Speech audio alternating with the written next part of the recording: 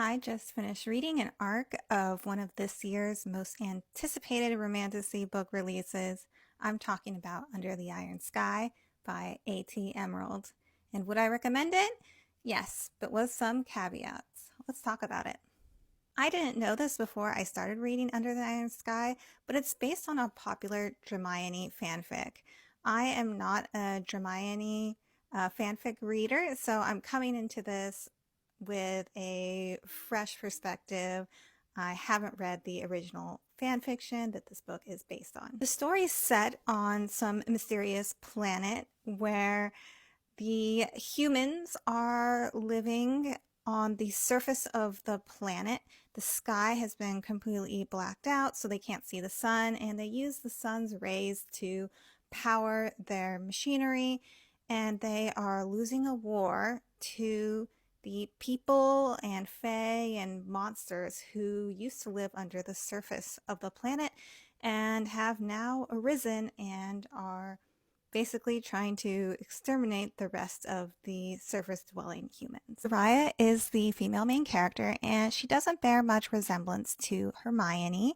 While she is an engineering genius, she's also a trained soldier who is brutal on the battlefield and is well known as a leader of the rebellion.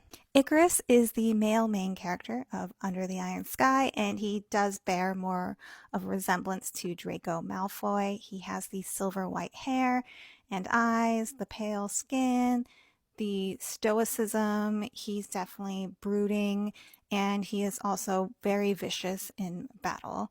And he is the right-hand man to the main villain. Soraya is captured by Icarus, and so begins their enemies to lovers plotline, although I would hesitate to call it enemies to lovers, at least in this first book, because there is a heavy emphasis on the enemies part, including torture, and the chemistry is definitely much more of a slow burn. I kind of wish the book had leaned more into a sci-fi direction. It was really interesting to read about the beginning, about the light weapons that Soraya's people use and how it took place on a different planet.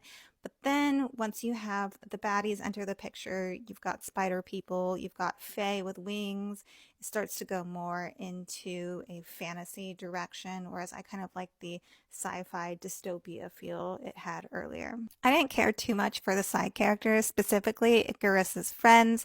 They'll feel very familiar to you if you're familiar with ACOTAR or any other popular romantasy series. You've got all the popular side character archetypes. You've got your guy who's like Asriel and your guy who's like Cassian and the girl who's like Moore.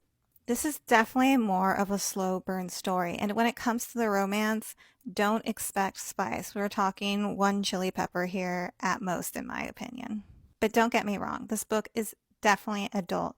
There is a lot of wartime violence, and the characters do feel mature. I was enjoying the story as I was reading it, and then once we got to the climax, I started to really like it. It definitely changes how the relationship of the characters will be moving forward, and it was a bit of a surprise to me. So if you like romantasy or you like Dramione and you don't mind more of a slow burning story with low spice, then I recommend this one. I enjoyed it, and I'm looking forward to continuing the series. If you've read the arc of Under the Iron Sky already, or if you've read the original fan fiction story it's based on, let me know in the comments and share your thoughts.